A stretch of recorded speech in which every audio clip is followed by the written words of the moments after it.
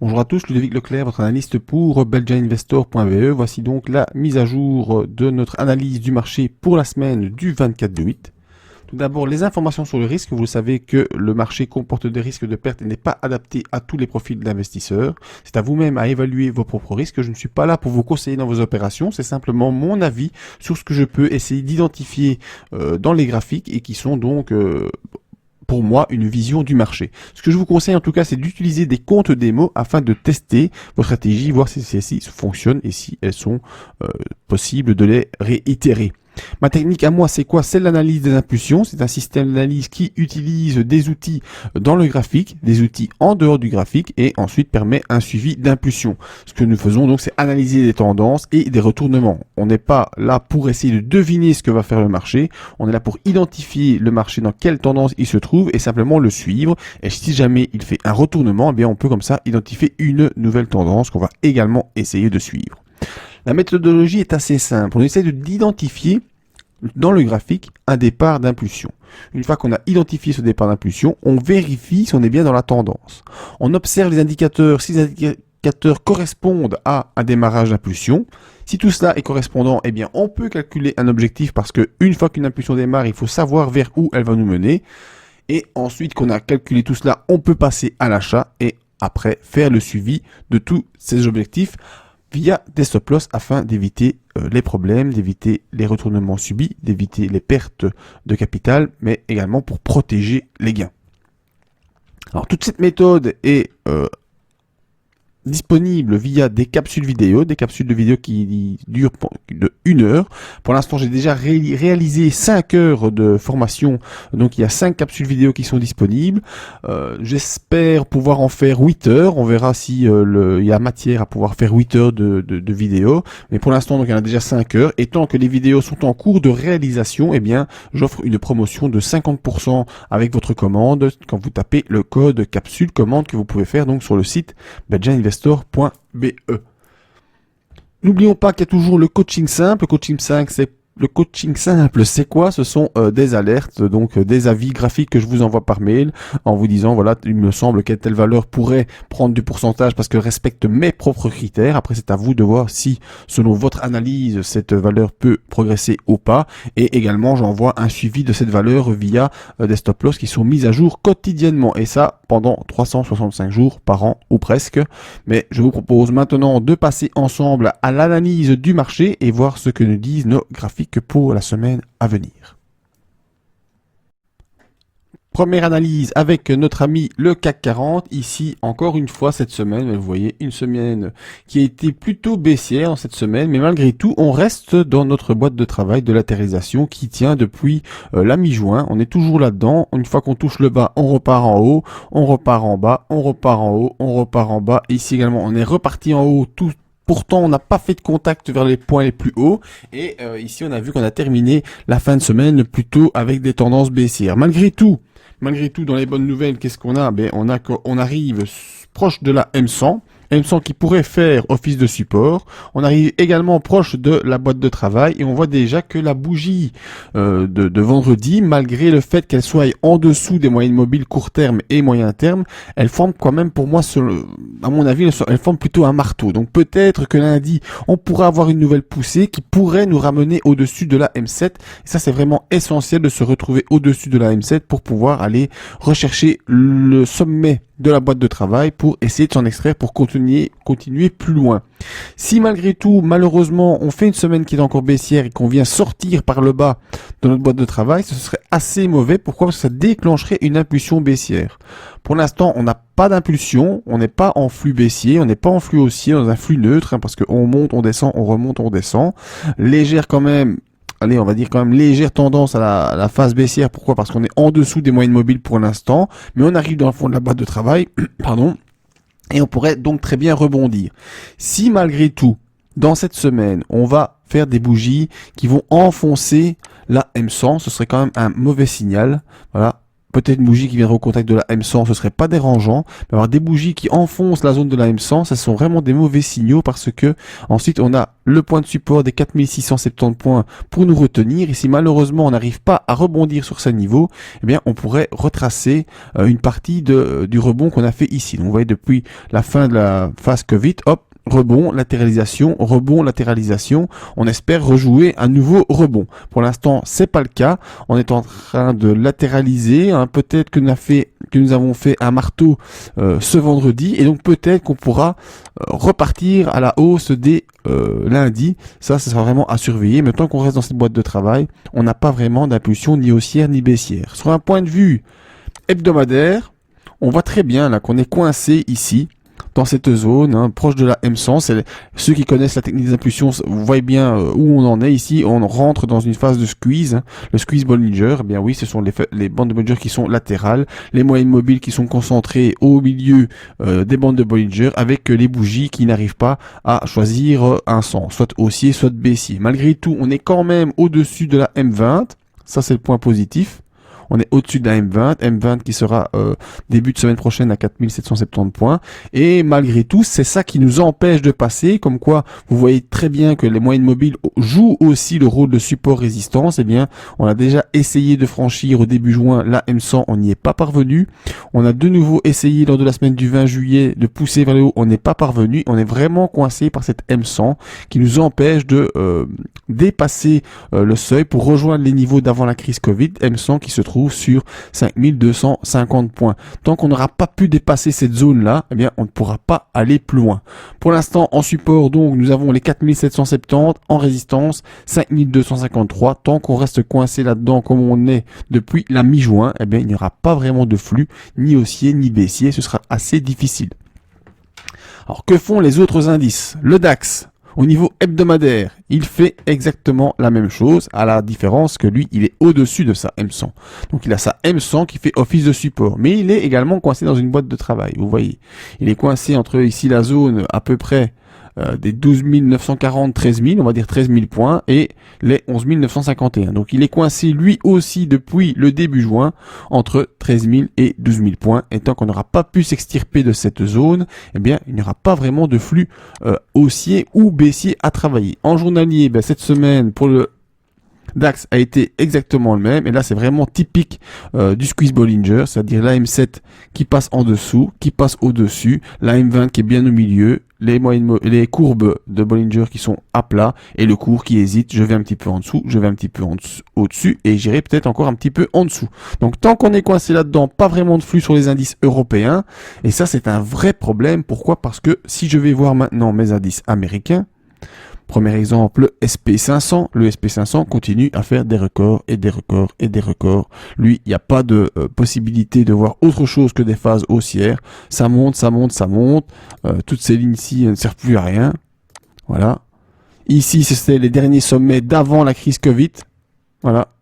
3383 points qui datait du 19 février 2020. Eh bien, il a été franchi la semaine dernière. Hein. On a déjà mardi fait un petit peu au-dessus et puis on a hésité. Jeudi, on est reparti en open un peu plus basse, on est revenu sur les niveaux, et vendredi, on a dépassé ces niveaux et on va bientôt être au contact de la ligne rouge qui correspond au niveau hebdomadaire, au canal haussier qui tient depuis 2009. Voilà, ça monte, ça monte, ça monte. Alors, étrangement, on avait eu une exagération haussière ici, au mois de février 2020, et on a eu une exagération baissière ici, au mois de mars, donc balle au centre, 0,0, on est reparti dans le canal. On va bientôt arriver sur les hauts de ce canal qui se situe vers 3420 points pour le SP500, et voilà, il semblerait que rien n'affecte le SP500 pour l'instant, et qui va toujours de plus en plus haut. Alors, la dernière star du moment, le Nasdaq. Le Nasdaq, voilà, en hebdomadaire, ce que ça donne. Un gros couloir haussier depuis le début mars. Les plus hauts d'avant Covid, ils étaient ici à 9738 points. On a un peu hésité pendant 4 semaines. Et puis, voilà, la fin juin, clac, on a accéléré. Et depuis, on continue, on poursuit. On est au-dessus de la M7. coincé entre M7 et bande de Bollinger supérieure, un beau canal haussier qui perdure et qui perdure. Au niveau des indicateurs, j'ai vérifié, il n'y a pas de saturation des indicateurs, donc ça pourrait encore continuer. Attention tout de même. J'ai fait l'exercice de placer un retracement de Fibonacci sur la baisse Covid, pour ceux qui connaissent les retracements de Fibonacci. Donc sur la baisse du Covid, j'ai placé un niveau de retracement de Fibonacci. Il est un petit peu mal placé, je viens de me rendre compte. Voilà, ici. Et je me rends compte que j'ai le premier niveau de Fibonacci à 11 652 points. Et on s'en approche. Probablement, lorsqu'on arrivera sur ce niveau, pour lequel il reste encore 3%, 2% 80, 3% à peu près, ce sont des zones, c'est pas vraiment des points stricts, ce sont vraiment des zones, c'est comme ça qu'il faut les voir. Mais une fois qu'on sera arrivé dans ces niveaux-là, attention aux possibles consolidations. Consolidation qui peut se faire jusqu'où? Soit retour sur la M20 ou retour sur le premier niveau ou un intermédiaire entre les deux. Je ne sais pas vous dire exactement vers où on pourrait aller, c'est un peu compliqué à travailler, mais voilà, si on sort, on voit très bien quand même le canal haussier de court terme qui est ici, voilà, qui tient depuis lui la mi-juin. Voilà. Si on arrive jusque là-bas, peut-être pour le début septembre, et ensuite que ça lâche, on pourrait repartir vers les points bas ici, un petit peu.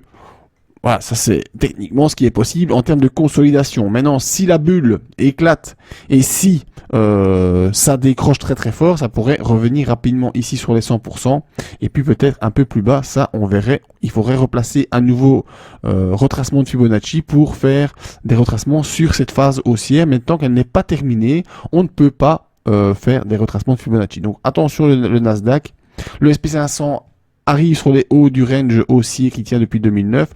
Le Nasdaq arrive sur des niveaux ici qui vont probablement être des niveaux sur lesquels il y aura un peu de prise de bénéfices. Et donc j'ai un peu peur qu'avec tout ça, les indices européens, malheureusement, qui eux n'ont pas réussi du tout à progresser, soient victimes du reflux des indices américains et donc doivent peut-être sortir de leur boîte de travail par le bas. Ce serait un peu dommage, mais enfin voilà ce qu'il en est. Concernant les matières premières, le pétrole, je vais pas en faire long, plus chiant que ça, je n'ai pas vu. Alors là, c'est vraiment le squeeze du squeeze de méga squeeze, Voilà, c'est plus serré que ça, c'est pas possible. Voilà, il n'y a pas grand chose à dire sur le pétrole. L'objectif est à $50, il n'a pas l'air de vouloir y aller. Et par contre, au niveau baissier, on n'a pas non plus l'air de vouloir y aller. Donc on est vraiment coincé dans un petit truc ici.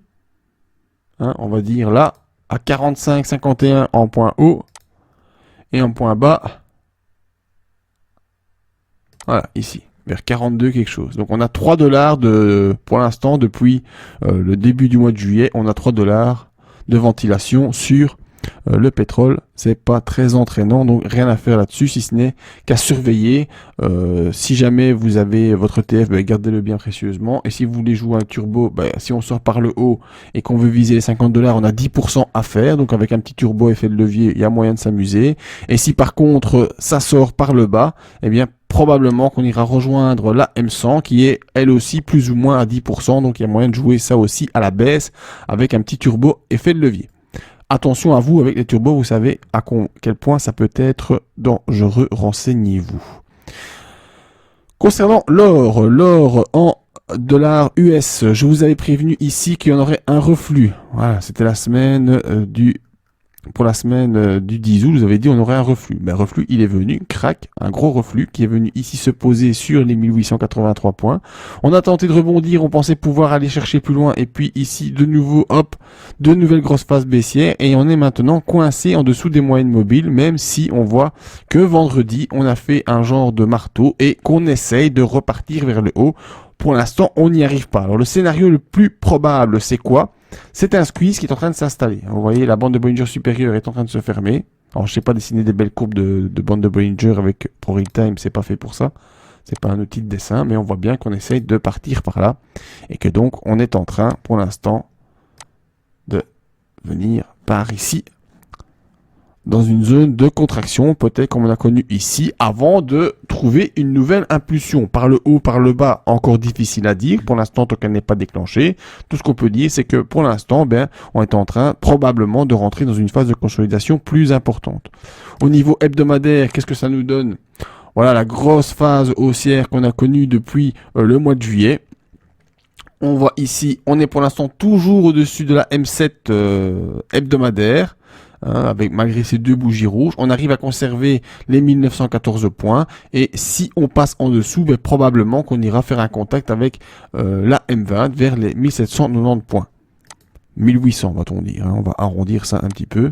Et les 1800, ça nous donne quoi? Ça nous donne un niveau ici qui est quand même relativement bas à mon sens. Je pense pas qu'on ira jusque là au niveau hebdomadaire. Déjà, arriver à rester au-dessus des 1883, une latéralisation pour l'instant, on verra par la suite. Sur l'argent, c'est quasiment le même scénario. Voilà. Également, je vous avais prévenu lors du week-end du 8-9 août qu'on avait ici une phase baissière qui probablement allait arriver, qui est arrivée, elle, le mardi suivant. On a craqué un petit peu. Maintenant, on a essayé de revenir et vous voyez que également, on s'installe dans une phase de latéralisation. Donc, si on veut... les gens aiment bien ça. On peut mettre une petite boîte ici. Voilà. Allez, je vais prendre les ombres avec pour une fois. Voilà. On a une petite boîte ici. Et on doit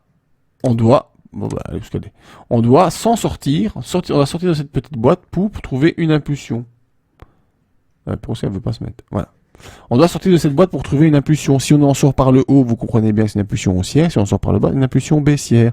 Si on s'en sort par le haut, qu'est-ce qu'on peut faire? On peut essayer peut-être de mettre un niveau de retracement de Fibonacci, mais il faut trouver le départ de l'impulsion, il est ici. Où est mon niveau? Il est là. Hop. Alors, il est mal configuré. Voilà, je l'inverse.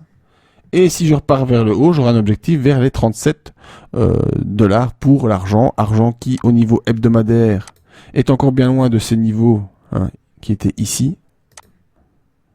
Aux alentours des 48.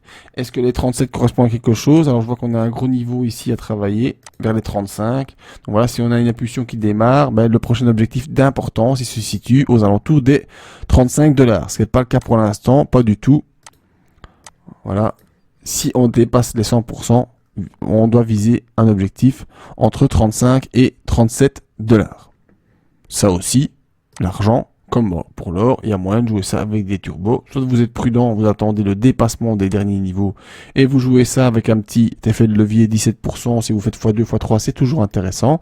Et si on part par le bas, vous avez quand même toujours les niveaux des 50% qui sont un objectif souvent joué, qui n'est pas très bas, lui, qui est à moins 7% avec effet de levier x2, x3. C'est toujours sympathique.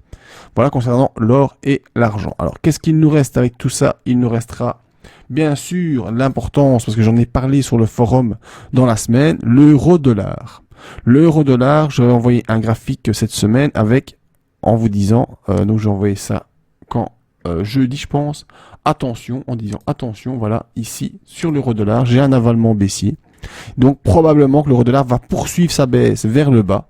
J'ai un niveau de support qui est ici, qui va être travaillé cette semaine, ça c'est sûr, les 1,17 vont être travaillés cette semaine. On rentre en plus dans une phase de congestion. Voilà, vous voyez, les bandes de Bollinger sont resserrées et sont en train de se resserrer. Et donc j'ai une impulsion qui va démarrer. À mon sens, cette impulsion elle ira vers le bas, pour un peu digérer toute la hausse qu'on a connue depuis la fin juin. À mon sens, ça irait vers le bas. Vendredi, on a enfoncé la M7, on a enfoncé la M20, preuve qu'il y a des vendeurs sur ces niveaux et qui ne veulent pas, ils ne veulent plus par contre que l'euro-dollar progresse. Donc on va probablement aller enfoncer les 1,17 et repartir vers le bas au niveau de l'euro-dollar, ce qui donnera un petit peu, j'espère, de respiration sur les indices boursiers européens. Quoique, si l'euro-dollar repart vers le bas, ça risque de faire baisser les indices américains et par corrélation baisser des indices européens. Tout ça est très lié et c'est très embêtant. Les crypto-monnaies. Le Bitcoin. Le Bitcoin en hebdomadaire tout d'abord. Voilà, avant de vous parler du journalier, l'hebdomadaire. Le Bitcoin a bel et bien cassé sa phase baissière qui était présente depuis 2017. Le Bitcoin en USD. Il est venu la semaine dernière, déjà quasiment après sa cassure, venir tester le niveau important des 11 767. Voilà, c'était un niveau de résistance. Ici, cette semaine, une semaine hésitante, où, voilà, à la clôture Attendez, il faut que je prenne le graphique journalier pour vous montrer que sur les 11 767, cette semaine-ci, on ne passe pas. Alors, est-ce que j'ai le graphique d'aujourd'hui? Parce que le Bitcoin, il est coté tous les jours. Hein, ça, je ne le savais pas il y a quelques semaines. Maintenant, je le sais, c'est coté tous les jours. Et donc, on voit bien qu'on a poussé vers le haut. On est rentré en squeeze Bollinger. On a essayé une extraction par le haut, ça n'a pas fonctionné. On essaye une extraction par le bas, ça n'a pas fonctionné. Donc, c'est un peu la neutralité qui se passe pour l'instant sur le Bitcoin en dollars. On attend donc une extraction. Si l'extraction se fait par le bas, bien, peut-être qu'on ira venir se poser sur les 10 185 $, et si l'extraction se fait par le haut, on s'en va vers les 13 000. Donc moi, je serai vous, j'attendrai clairement de voir mes bandes de Bollinger qui s'ouvrent suite à une belle bougie. Voilà. Faut voir à ce moment, mes bandes de Bollinger, elles doivent faire comme ça a été le cas ici. Et si elles font ça, c'est que j'ai une accélération. Alors si c'est par le haut, je dois viser les 13 779. Et si c'est par le bas, je peux viser les 10 185. Voilà. Moi, j'ai aussi analyser l'Ethereum. Alors l'Ethereum en journalier. Je suis embêté ici parce que je vois une figure qui me plaît pas trop, qui est en train de se former. En tout cas, je sais pas si elle va se former, mais j'ai l'impression que c'est ça qui va se former. Et je pense que c'est encore plus flagrant en euros. Attendez, il faut que je retrouve l'Ethereum en euros, si je le retrouve ici. Non, je ne l'ai pas, c'est pas grave. En USD, ça ira très bien. Ah, attendez, je sais où je l'ai mis, l'Ethereum en euros. Je vais vous le retrouver. Parce qu'il me semble avoir vu quelque chose qu'il faut pas rater en tout cas. Surtout si ça se produit et que vous êtes placé sur l'Ethereum en euros. Ah ouais, c'est la même figure. Donc, je vais effacer tout ce qu'il y a. Le plus facile, voilà, c'est effacer. Alors, comme je dis toujours quand je fais les formations, la première chose que vous devez faire sur vos graphiques quand vous avez des graphiques comme ça que vous voulez analyser, c'est placer vos supports résistants. Ça, c'est vraiment la base, c'est la première chose à faire. Donc ici, j'ai clairement un support. Voilà, il a été touché. Support qui correspond à peu près la moitié de cette grande bougie, ce qui est tout à fait normal dans les bougies japonaises, on apprend ça. Quand on a des grandes bougies, ben la moitié du corps de la bougie fait souvent office de support ou de résistance. Ici, non. Voilà. Donc, on a fait ici une petite bosse. On fait maintenant une grande bosse. On revient sur le support et j'ai un peu peur qu'on fasse une autre petite bosse. Donc, je remets ici un niveau de résistance et je remets là-bas un niveau de résistance. Et voilà. Et moi, cette figure, ça me fait penser à quoi? Ça me fait penser à une formation qu'on connaît ou qu'on connaît pas. Si on connaît pas, bah, c'est dommage. Ça ressemble, pour moi, je dis bien pour moi parce que bon, à une épaule, tête épaule, qui est en formation. Voilà. Une fois qu'on sera revenu ici sur les 315, il reste encore l'autre épaule à faire. Et ça, c'est une figure typique de retournement de cycle épaule, tête, épaule, après une grande phase haussière. C'est comme dans tous les bouquins de trading, vous la trouverez, cette figure-là. Et si on casse par le bas les 315, bien le danger, c'est d'aller rechercher comme objectif baissier la profondeur de la tête vers le bas. Voilà, ça nous donne un niveau ici, aux alentours des... tac, je vais mettre la ligne là. Aux alentours des 260, et le temps que cette figure se forme et qu'on fasse la cassure, eh bien, je pense que malheureusement, ça pourrait correspondre à une M100 qui serait quelque part par là. Donc voilà, attention danger, formation épaule tête épaule possible. On s'est un peu tiré par les cheveux la première épaule, mais ça m'a fait directement penser à ça quand je l'ai vu, donc attention, si on a une cassure sur l'Ethereum, ça pourrait partir vers le bas. Donc voilà, mon avis sur les différentes choses. Les indices européens, toujours dans leur boîte de travail, avec une légère tendance baissière. Les indices américains, toujours en phase haussière, toujours sur des records, mais qui arrivent sur des objectifs haussiers sur lesquels on pourrait assister à une prise de bénéfice, et donc ils pourraient partir vers le bas. S'ils partent vers le bas, ils vont malheureusement entraîner les indices européens avec eux. Sur le pétrole, il se passe pas grand chose, il y a du potentiel 10% de hausse, 10% de baisse, mais il n'y a pas de déclenchement pour l'instant à surveiller. Sur l'euro-dollar, on a vu que c'était plutôt une phase baissière qui était en train de s'installer. Sur l'or et l'argent, on est aussi en train de rentrer dans des latéralisations.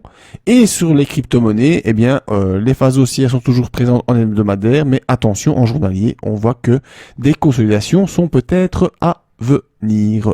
Donc voilà, c'était donc mon avis sur les marchés pour la semaine du 24 août et je vous donne rendez-vous à tous sur le site belgianinvestor.be ou sur le groupe Bourse et Trading Facebook ou également la page Facebook Belgian Investor. Voilà. Merci à tous. N'oubliez pas de vous abonner à la chaîne si vous avez aimé cette vidéo et de mettre des petits pouces si vous avez aimé et mettez aussi des petits pouces si vous n'avez pas aimé. L'important c'est de me laisser votre avis et des commentaires pour moi améliorer la chose. À tout bientôt. Merci.